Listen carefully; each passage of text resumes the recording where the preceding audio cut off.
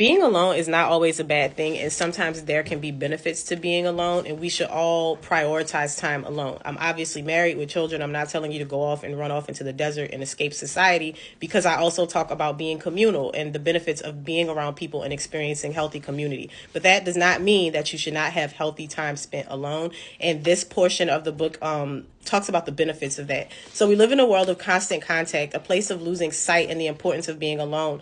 Offices are abandoning cubicles in favor of shared desks and wide open common spaces rather than sitting at desks working independently. School children are placed in groups. It seems that a never-ending ping has become our culture's omnipresent background noise, instantly informing us of every text, tweet, notification, and even the thoughts of other people, right?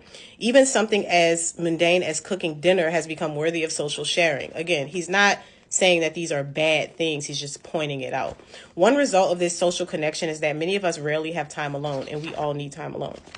Although we're told that this connectivity is a good thing and that being around other people is necessary for a fulfilled life, you can certainly have too much of a good thing. So in this lesson, he's going to talk about those 7 things, and I'm actually going to skip down to get into it. So you recuperate and recharge. All of us, even the most extroverted among us, and I'm not very extroverted, I'm actually more introverted, need time to recuperate and recharge. There's nothing like spending time alone to make this happen. The peace, quiet, mental solitude you experience when you're by yourself are essential to recovering from the stresses of daily living. I've talked in a previous video about how it's important as a mom and a wife to get time alone. And a lot of times the women will say, well, I don't have time to do that. I'm sorry, you might need to get up a little bit earlier. You have to prioritize having some sort of time to yourself, even if it's just an extra 30 minutes. I like to squeeze an hour or two of time by myself in the morning before anybody else is awake, before anybody else does anything, because it's impossible for me to have quiet time and thoughts. I'm like a mom that's always with my children. So I experience family and community quite often, and I need that time to myself so that I don't feel burdened by family time, right? So you can do what you want. As fun as it is to spend time with other people, it inevitably leads to compromise. You're constantly modifying your ideas to accommodate other people's interests. Again, not a bad thing. That's just what happens in community. You have to compromise. You can't always go where you want to go eat. If you're with a group of people and everybody wants pizza, but you want Chinese, guess where y'all are going? Pizza, healthy compromise. It's not a bad thing, but you have to bend and fold to the whim of the group in order to do something that benefits the entire group. Being alone frees you up to do exactly what you want when you want. You can throw on whatever you feel like wearing, eat wherever you feel like eating, work on projects that are meaningful to you. Again, without the input and consideration of other people. That is your time to be selfish. That is your time to focus on the things that you want to do. It boosts your self-esteem. Enjoying your own company is a huge confidence booster. If you're bored and restless when you're by yourself, it's easy to start thinking that you're boring or that you need other people around you to enjoy yourself. I would argue to say that if you're bored when you're by yourself, it's because you're unstimulated and you're so used to stimulants. You're so used to scrolling on your phone. You're so used to being on the phone with somebody. You're so used to texting, and you're so used to having this back and forth interaction with other people that the stillness and silence sometimes of being alone is uncomfortable for you.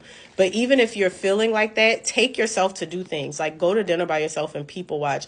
Go to the opera by yourself, go to a symphony, go watch a movie, go do something if you're uncomfortable being alone at first, until you can build up that time to really experience being alone, being unstimulated, and sitting alone with yourself, because it can be uncomfortable, but it's still valuable time that you should prioritize. Learning to enjoy time alone boosts your self-esteem by confirming that you're enough. You learn to trust yourself. Freedom is more than doing what you want. It's the ability to trust your gut and to think clearly without any pressure or outside influence. And I would go even further to say that you learn to listen to the voice of God, because some of us, we're so involved with other people. We're so involved with other things. We're so stimulated all the time that y'all know that song, Silence My Heart, Lord, so I can hear you. Some of us are so like loud in our surroundings. We're so loud. We're so busy listening to what other people are saying. We're so busy, like I said, giving our time, attention to other things and being stimulated all the time that we can't even hear our inner thoughts. We can't even hear when God is trying to talk to us, because we're always in these surroundings where everything is so loud.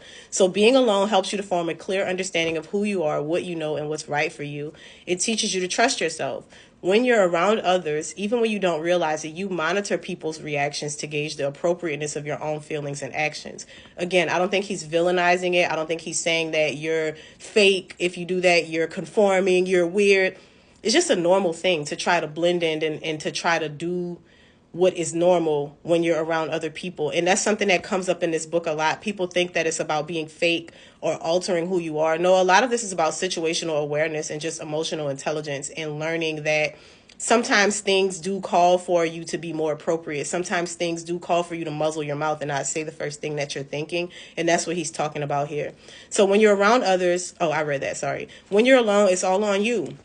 You develop your own ideas and opinions without having them watered down by what anyone else thinks. Once you learn to enjoy being alone, you'll discover what you're truly capable of without the constraints of other people's thinking. The next one is it increases your emotional intelligence, which is the whole purpose of this book. Self-awareness is the foundation of emotional intelligence, and you can't increase your EQ without it, emotional intelligence without it. Emotional intelligence, IQ, sorry. Because self-awareness requires understanding your emotions and how you react to various people and situations, this necessitates careful self-reflection, which happens best when you're alone. Because again, when you're by yourself, you're not thinking about the thoughts, whereabouts, and expressions of other people. You only have to consider your own. So that's what happens when you're alone. You appreciate other people more, don't you? Don't you miss people when you actually have time away from them? Absence really does make the heart grow fonder. Time alone lets you see people in a whole new light, and it helps you to develop a renewed sense of gratitude for who they are and what they do. I don't think we need to elaborate on that. You get more done. I think that's obvious. It said that more hands make light work. And although that might be true when it comes to raking leaves, it's a completely different story with cognitive tasks. Even the effectiveness of brainstorming is more myth than reality. Researchers at Texas A&M found that a group brainstorming hinders productivity due to cognitive fixation. Cognitive fixation is the tendency for people working in groups to get stuck on other people's ideas, reducing their ability to come up with anything new. And the bigger the group, the more fixated everyone becomes, because we also have this quiet voice in our head that tells us, oh, that's a stupid idea, don't share that. Oh, they're going to think that that's silly. Yeah, maybe not, right? Like you kind of fix yourself up and guard yourself more when you're around other people. And there are things that you don't say in certain social settings because you don't really know how it's going to be perceived, right? So that's what this idea is. That's what this idea is. Spending time alone not only eliminates distractions, but also ensures that you don't have any trouble with too many cooks. In other words, like your ideas can just flow. They can just flow readily and you don't have to worry about all of those things. So he's saying that emotionally intelligent people learn their lesson. And this entire section was about learning lessons. But the end that we just read was just about being alone and the benefits of being alone. So if you find yourself not having alone time, I'm going to challenge you this week to spend some time alone. This is coming from Emotional Intelligence Habits by Dr. Travis Bradberry. There is a playlist that should be pretty extensive at this point. If you click the bottom that says Emotional Intelligence, you'll be able to see all the videos there. 20, maybe 30 videos at this point on this topic, on this book. And I'm also going to link the book for those of you that want to grab it.